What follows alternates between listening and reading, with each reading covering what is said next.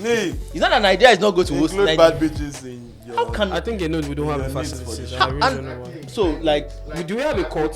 First of all, to begin, a standard. no, we have a standard basketball court at capacity of how at the much? National Stadium. 3K. At National Stadium, so it's standard court. You said court, no? No, I mean like if Arena. if LeBron and Co say they want to come to Nigeria now and have a like charity game or something, They can't. where would they play? They can't. 20,000. You need to have like a mini 20,000 capacity. What's up, guys? Welcome to the Switch. My name is Davey. I am not alone here in the studio. I've got Tosin with me, and I've got Tunde. What's up, guys? How you doing? I'm good. Let's talk some hoops. Tunde, what's up now? What's good? Yeah, I mean, same, I guess. Can't wait to talk basketball. So we're almost halfway through the season, the NBA season. It's been lots of fun, lots of thrills, lots of things have happened. But man, I'd really like to know, from your own standpoint, like, how's the season been so far? I'll start with you, Tosin. This NBA season has been like one of the best in terms of ups and downs. Like if you look at it, you evaluate the Eastern Conference, you evaluate the Western Conference. Like the Western Conference is actually jam-packed. Like there's a log of about 7 teams, like about separated with like about 2 games. You understand? The battle for the playoffs is already getting. Yeah. There was a time in the NBA whereby the Western Conference represented the powerhouse conference. They were the dominant conference. And you can always see that, like, yes, the Golden State Warriors won the championship last year. Yeah. And obviously they are from the West. But, like, I feel like the balance in power in the conferences is now in the East. Yeah. And that's something that, like, this season is actually very, very fascinating. Yeah. I feel like in the Eastern Conference you have major contenders. I feel like there are 8 teams that can contend for the title this year. Wow. I feel 5 of them are in the Eastern Conference. I feel 3 of them are in the Western Conference. You look at the Eastern Conference, the Boston Celtics, the Milwaukee Bucks, the Cleveland Cavaliers, the Philadelphia 76ers. You understand? Yeah. And let me just leave it. Let me just throw them in the mix. We just have to respect them and throw them in the mix. You understand? Don't say it. Do not say them. I'll put the Miami Heat there. He said it. He said it. That's the 5th team. Today, what do you think? He said it. That's all-time waffling right there. I think I feel it. They have the cost of Doc Rivers. I don't see anybody winning a championship with Doc Rivers. I'm surprised he did not mention the Brooklyn Nets. I thought that was going to be your 5th. That was going to be your 5th team with Kyrie playing, inspired basketball. Yeah. Kevin Durant being Kevin Durant, and they actually have a decent coach since they fired Steve Nash. So I'd say the Brooklyn Nets. Yeah, Miami. I think they've hit their ceiling. That's it. It's a good team, but like they are not adding a lot to the team, and people have them figured out. They are just at this point they have a solid squad of role players, and including the Nigerian. Gabe Vincent. The Nigerian shooting guard Gabe Vincent. So yeah, Max Strus, all of those guys, they are good role players. But in terms of actual superstars, Bam Adebayo has been playing well this season, but he will not lead a team to the championship. Jimmy Butler has tried several times to lead a team to the championship, and I said nothing is going to change this year. Nothing is going to Sounds so negative. That's really so negative. It's just simple maths. One thing I know about Jimmy Butler, in the regular season, he's like an everyday Jew. You see Jimmy Butler in the regular season, you could mistake him for Tunde. What? You understand? But there's something that when it happens, when the playoff light comes, he turns into Michael Jordan light. No problem. Even when he turned into Michael Jordan in 2020, he could not take Miami, to the chip. So at the end of the day, that's the thing. We have seen their best. They don't have anything else to offer after what we have seen. Kyle Lowry, a massive disappointment so far. Tyler Hero will do his thing off the bench and all of that. But so far, I do not rate Miami very highly for contenders. Speaking of contenders in the East, Milwaukee. Any team that has Giannis always has a chance. And you have for me a contender for 6th man of the year in Bobby Portis, who has been playing some playing some great basketball. Drew Holiday still doing his thing, solid defensively, will give you assists. We've not seen that much of Chris Middleton, but the quality is there, and you can always pull up. And like you said, playoffs can bring out the best in players. So yeah, but the major contenders to the East has to be the Boston Celtics and Boston Celtics and Milwaukee. I'll give it to those two from the East. And in the West, Dallas You know, honestly, it's funny that you're talking about this now because I was really thinking about the All-Star game that's really coming up very soon. It's around the corner. That's like for me personally, that's like one of the tournaments like in the NBA that I actually look forward to. So in both conferences, right? I want you guys to give me your top 5 picks. Let me start with the Eastern Conference. I think the Eastern Conference is pretty much set. Yeah. In terms of the All-Star starters, I feel like for the backcourt, I feel Donovan Mitchell, ever since his trade from the Utah Jazz to the Cleveland Cavaliers, he's been nothing so short of sensational. So I have Donovan Mitchell and Kyrie Irving. There has been a resurgence from Kyrie Irving. Yeah, Kyrie's been so good. Like since no. What happens is that like money actually plays a key role. Really? In terms of your performance. I mean, he got debited. Like, how's that? This is something that I never knew. Like that money actually influences the way you play. Well, I don't. Are you never knew. Like, I mean, you got debited, right? Like you had to pay some dues. So the thing is, like, obviously, Kyrie was eligible for a $215 million max contract, and after all the shenanigans with missing games, some of his comments, you understand, we won't get. Yeah, we're not gonna get into. So he was unable to. He saw the likes of Zach LaVine get a $250 million deal. So like, wow. Crazy. So I think he came in this season and he was like, I'm going to be a good boy. I'll be of my best behavior. You understand? And he's actually been diligent. So I have him, Donovan Mitchell in the backcourt. The front court is a bit tricky. You understand? Obviously, I have Giannis. Yeah. You understand? For sure. So I have Kevin Durant, who has been playing at a high level. Durant's been good. Before he got injured. So the last position will be between Jason Tatum and Joel Embiid. You understand? For the those guys actually look alike. Like most of the times, I just like Jason and Joel. They're like, I don't know, they just look alike. Like Jason and Joel look alike. Like, honestly, like I feel like they just like look alike. Like maybe the hairdo or like stuff, but like they remind me of each other. Credit to Joel Embiid. Like he's been really good, but at the end of the day, I feel like Jason Tatum just edges him out because obviously the Celtics have the best record in the East. They have the best record in the NBA. So you're putting Giannis center then? So I have Giannis at center. I have Kevin Durant in one of the forward positions, and Jason Tatum takes the other forward position. That's my selection for the East. Tunde, over to you. For me, I cannot look further than Ja Morant for the point guard position. He's been incredible, as he always is, to be honest. He's been one of the most consistent players. This is 40 in the league. He's been playing some great basketball and leading Memphis to being the heart of that Memphis team. And right next to him, another guy that's, I think this is his own 5th year in the league, Luka Doncic. Luka Doncic of the Dallas Mavericks. I think both of them will make up the backcourt for me in the Western Conference. Forwards.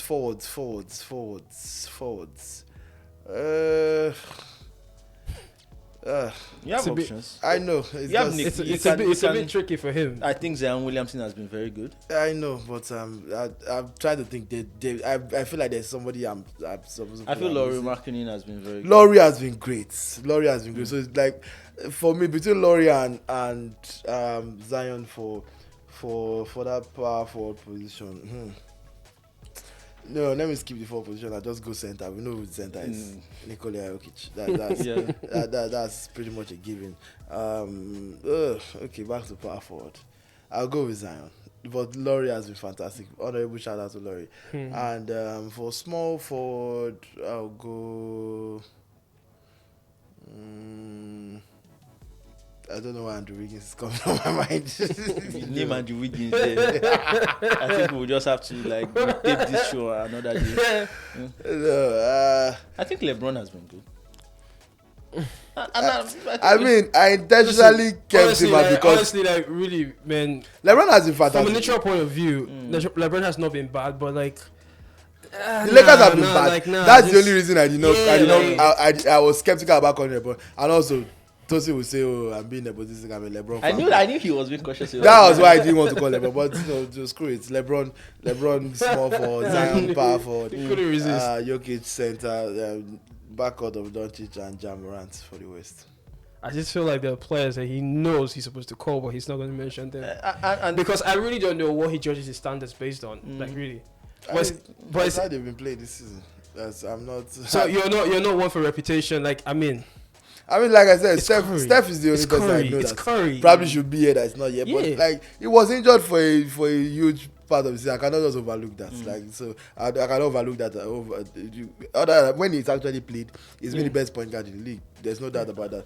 And then the end of the day, Dame has also been great. Why did anyone mention Damian Lillard? Dame has been great, and Dame was not even injured. At the end of the day, like, we have an extensive list of 12. Yeah. So like, we are picking the starters. Yeah. So like, obviously, these guys would somebody's going to be left off, and this is just an issue of preference at the end of the day. So I feel like, personally, Ja Morant and Luka actually, like, I feel even if Steph makes it, and I think Steph will be the starter this year according to the last voting results, I feel like Ja and Luka will obviously be for the future backwards in the West. So Steph, Ja, you can't go wrong either way. Personally, another person I feel that was kind of have a case is actually Domantas Sabonis. For the Sacramento are third. For the Sacramento Kings. That's a tough in the one West. too, I feel like he's been pivotal to what they are trying to do there. And obviously, it's going to be a toss-up between him. He doesn't have the marketability or the clout of Zion, so I feel like. And if I talking people that are missing out, SGA, Shea is constantly like I think putting up high numbers, and everybody overlooks it because he plays on a bad team. No, Shea has been cooking. Shea has been cooking people, like cooking them like turkey. Like, so I'm not. He's been good. So one final question, guys. Like, give me one team that you think, I know it's too early, that you think will not make it to the playoffs this year. One team, just one team. They play in Los Angeles and their name rhymes with fakers. Is that okay? Don't be so rude. You're so rude, man. They wear purple and gold. You're rude. Unfortunately for my goats, they have to be mixed up with this group of bombs.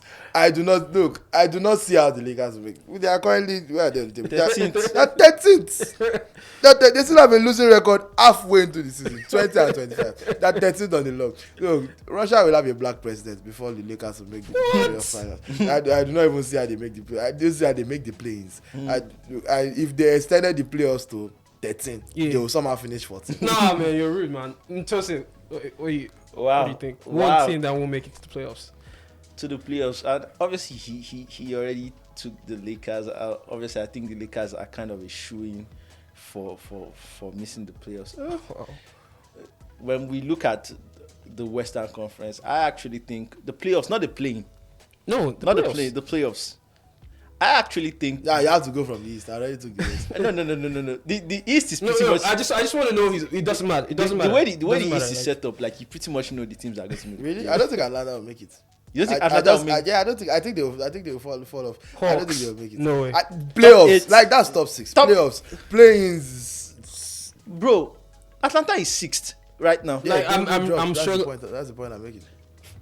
I think the East is pretty much set. Yeah. You have the big four. I think like that big four of obviously Boston, Cleveland, Milwaukee, and Philly. Then you have the next gen of Atlanta, New York, Miami. Then it will be either Indiana or Washington, whichever the case is. For me, I'll go to the Western Conference. Chicago. And Chicago. Bulls, Chicago also in that mix. All of them, they are kind of fighting for the same. If Chicago doesn't make it, I won't be surprised. So you said a team that will not make it to the playoffs. Will not make it to the playoffs. I actually feel the Portland Trail Blazers will not make it to the playoffs. I feel like when you look at the Western Conference, they are like, obviously there are two very good elite teams. Yeah. You have Denver, you have Memphis. Now you have like 4 kind of good teams. In Sacramento has joined that team. Yeah. You have the New Orleans Pelicans. You have Dallas. You understand? Yeah. And for me, I'll put the Clippers there. The Clippers, and let me even put Golden State there. So that's 7 spots. Yeah. So we are looking for one more spot. And I feel like that one more spot will be actually contested between the Phoenix Suns and relax. I want him to finish. I feel Devin Booker is coming back. Yeah, it's the way, like, I was just laughing at the fact that Suns back to back, winning the Western Conference by regular season, and now we are not even discussing them. Yeah, so but I feel like they'll be in that conversation. I feel like when I look at this Portland Trailblazer side, and I look at the promise that Damian Lillard has made to them, I feel that he's going to go against his word. I think he's an oath breaker. Why do you think so? I think because, like, at the end of the day, like, I think frustration will kick in and he will not be able to see. I think Damian's been clamoring for respect for like a couple for the longest time. I'm not a multi-millionaire, but I don't like losing, and that's just me. You understand? So like, I think when they beat you to a certain extent, they really beat you. But if he wants that respect that he keeps clamoring for on social media, because everybody's like, oh, we're overlooking Dame. But if he wants that respect, winners. I don't forget that Portland have perhaps the most underrated backcourts. Anthony Simons has been great. At the end of the day, like, yeah, you have Anthony. But what does that give you? What does that give you in the Western Conference? What like this Portland Trailblazer team is one of the most expensive squads in the Western Conference in terms of, you look at their build, like pay grade, it's kind of high, pretty high. Damian Lillard is the second highest paid player in the NBA. You have they just gave Anthony Simons a max contract. They snugged Gary Payne Jr. from Golden State Warriors. You understand? Yeah. Jeremy Grant is on above 20 or near a max contract. You understand? They have Yusuf Nurkic near a max contract. Like, how many people are you going to pay? You're not going to pay the whole world. And as much as you are paying them with that bloated bill, still, you are like, I think they are ninth in the Western Conference now. They are ninth, and that is even with Golden State battling injuries, Phoenix battling injuries, Dallas battling injuries. You have a point, though. Clippers battling injuries. So when all these teams get healthy, so I feel like when they really, really beat the crap out of Dame, I feel like he would look at it that, you know what, I can't do it here. I'm not Superman. Let me go and be Robin to somebody's Batman, and I think that's what's going to happen. All right, guys.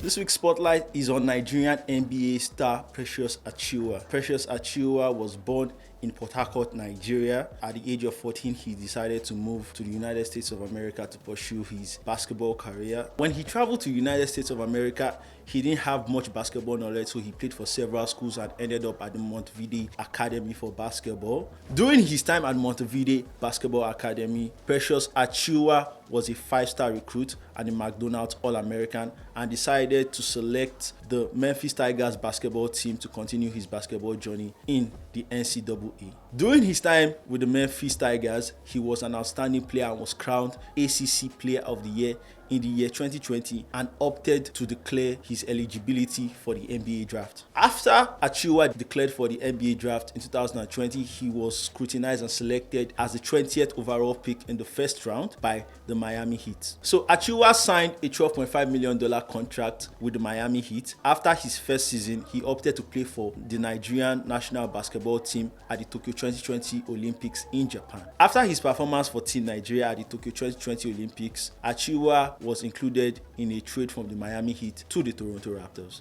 Despite being in the United States of America since the age of 14, Precious Achiuwa keeps in constant touch with his Nigerian roots. He recently had a 4-day camp for Nigerian basketball prospects in the country and continues to be available when called upon to represent the green and white. Achiuwa is our spotlight for this week in the NBA. Thank you so much, guys. I really appreciate your feedback. So that's it on this week on The Switch. Remember to keep following the NBA on Pulse Sports Nigeria on all platforms, Facebook, Twitter, Instagram. Go follow us and let us know your thoughts in the comment section. My name is David, and it's a goodbye from me.